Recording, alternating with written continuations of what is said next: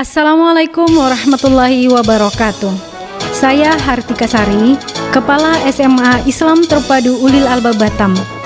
Sebagai Kepala Sekolah Penggerak, saya siap mendukung terlaksananya pembelajaran diferensiasi. Sekolah kami secara khusus berkomitmen untuk mencapai keunggulan tidak hanya pada bidang akademik, tapi juga pembentukan karakter.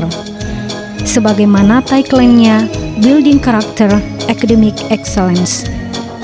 Landasan pendidikan kami berangkat dari the purpose of life. Apa maksud penciptaan hidup kita ke dunia ini? Tentu sebagai umat muslim, jawabannya berlandaskan di dalam Al-Quran, yaitu yang pertama, ibadah kepada Allah Subhanahu wa Ta'ala, Tuhan yang Maha Esa. Yang kedua, pemimpin di muka bumi, baik untuk diri maupun orang lain. Yang ketiga, pemakmur bumi atau bermanfaat bagi orang lain dan sekitarnya.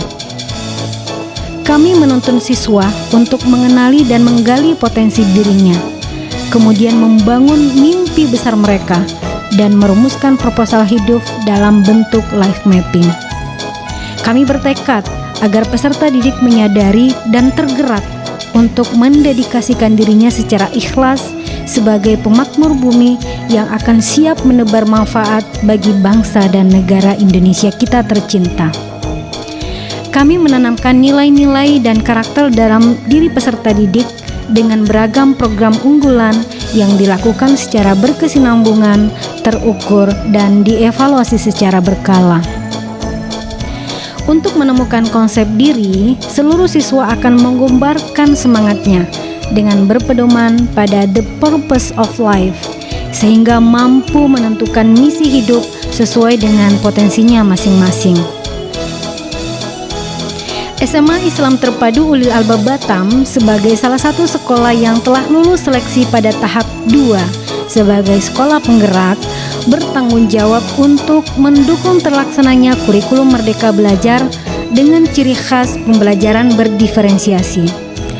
Oleh karenanya, perlu ada terobosan baru dari kepala sekolah untuk mengembangkan kemampuan dan skill guru dalam mengimplementasikan pembelajaran diferensiasi. Praktik baik ini berupa metode coaching. Menurut metode coaching, guru harus mampu memainkan perannya sebagai coach.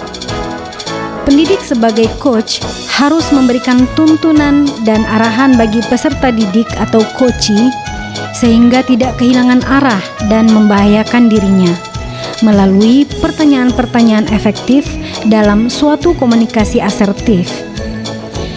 Dengan pendekatan coaching guru diharapkan membuat peserta didik merdeka dalam belajar untuk mengeksplorasi diri guna mencapai tujuan pembelajaran dan memaksimalkan potensi yang dimilikinya. Untuk memberdayakan dan mengoptimalkan peran guru sebagai coach dalam pembelajaran diferensiasi di sekolah kami, maka saya sebagai leader sekaligus coach bagi guru harus mampu membangun kemitraan dengan guru. Untuk memaksimalkan potensi pribadi dan profesional yang dimiliki guru melalui proses yang menstimulus dan mengeksplorasi pemikiran dan proses kreatif yang akan dijalankan oleh guru. Karena itu, saya melakukan sebuah praktek baik dengan judul Kepala Sekolah Menggerakkan Guru Melaksanakan Pembelajaran Berdiferensiasi dengan Metode Coaching di SMA Islam Terpadu Ulil Albab Batam. Implementasi dari pelaksanaan pembelajaran diferensiasi ini tidaklah mudah, karena guru harus mampu menyiapkan beragam materi pembelajaran sekaligus asesmen. Guru dituntut untuk kembali dan terus belajar. Tantangan yang dihadapi kepala sekolah selama mengimplementasikan pembelajaran berdiferensiasi adalah: pertama, guru yang masih fokus pada ketuntasan materi ajar dibanding capaian pembelajaran. Yang kedua, paradigma lama yaitu pembelajaran yang masih konvensional. Yang ketiga, kurangnya literasi guru tentang pembelajaran berdiferensiasi. Yang keempat, sempitnya waktu yang dimiliki guru disebabkan tuntutan tugas dan tanggung jawab lainnya. Yang kelima, siswa yang masih berada di zona nyaman dengan metode konvensional. Aksi nyata yang telah kami lakukan yaitu 1. Sosialisasi pembelajaran diferensiasi. Dalam kegiatan sosialisasi ini, kami melakukan diskusi dan sharing knowledge tentang praktik baik di kelas yang telah dilakukan oleh guru. 2. Aktualisasi pembelajaran diferensiasi. Dalam rangka aktualisasi pembelajaran diferensiasi di sekolah kami, langkah-langkah yang telah kami lakukan adalah 1.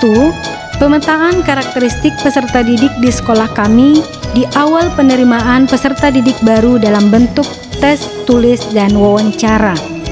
2. Guru melaksanakan pembelajaran yang inovatif dan kreatif dengan memaksimalkan potensi yang ada di lingkungan sekolah. 3. Program unggulan sekolah yang melejitkan potensi siswa berdasarkan minat dan bakatnya. 4. Supervisi pembelajaran yang akan membantu guru dalam meningkatkan kemampuannya dalam mengelola proses pembelajaran sehingga dapat meningkatkan kompetensi pedagogik dan profesional guru. 5. Memberikan feedback dan laporan tertulis kepada masing-masing guru mengenai indikator yang harus ditingkatkan atau dipertahankan berdasarkan evidence yang ditemukan pada saat supervisi. 6. Coaching. Dalam program coaching ini, kami membagi menjadi 2, yaitu coaching personal dan coaching kelompok. Pada tahap coaching individu terhadap guru, beberapa langkah yang saya lakukan adalah yang pertama, dasar coaching adalah hasil supervisi sebelumnya. Yang kedua, memberi tantangan berupa target kepada guru untuk membuat goal setting minimal melakukan 2 jenis pembelajaran diferensiasi. 3. Mengajukan pertanyaan singkat yang menggugah guru terkait goal setting yang dipilihnya. 4. Memberi waktu kepada guru untuk mengimplementasikan pembelajaran berdiferensiasi berdasarkan goal setting yang telah ditetapkan. 5. Menjalankan program gerakan One Day One Coaching terhadap guru. 6. Meminta kepada bidang kurikulum untuk memasukkan jadwal rutin coaching ke dalam kalender pendidikan sekolah. Berdasarkan aksi nyata yang telah kami lakukan, dampak positif yang dapat terlihat dan kami rasakan di sekolah kami adalah 1. Terbangun hubungan harmonis antara kepala sekolah dan guru. 2. Guru semakin termotivasi untuk melakukan pembelajaran berdiferensiasi. 3. Munculnya semangat untuk berkreasi dan berinovasi dalam pembelajaran berdiferensiasi. 4. Sebagian besar siswa menunjukkan peningkatan motivasi dalam belajar. Adapun rencana yang akan kami lakukan ke depannya sebagai tindak lanjut dari best practice ini adalah yang pertama, mengoptimalisasi guru untuk melakukan pembelajaran berdiferensiasi dengan membangun mindset coaching terhadap guru dengan cara menyediakan waktu secara sengaja untuk coaching secara kontinu. Yang kedua, meminta kepada bidang kurikulum untuk memasukkan jadwal rutin coaching ke dalam kalender pendidikan sekolah. Yang terakhir, meminta kepada guru untuk melakukan coaching terhadap peserta didik dalam proses pembelajaran di kegiatan penutup 5 menit terakhir sebelum mengakhiri pembelajaran di kelas. Demikian praktek baik yang telah kami lakukan di sekolah kami. Mudah-mudahan dapat bermanfaat dan mampu menginspirasi para guru pelukis peradaban di negeri ini. Terima kasih. Wassalamualaikum warahmatullahi wabarakatuh.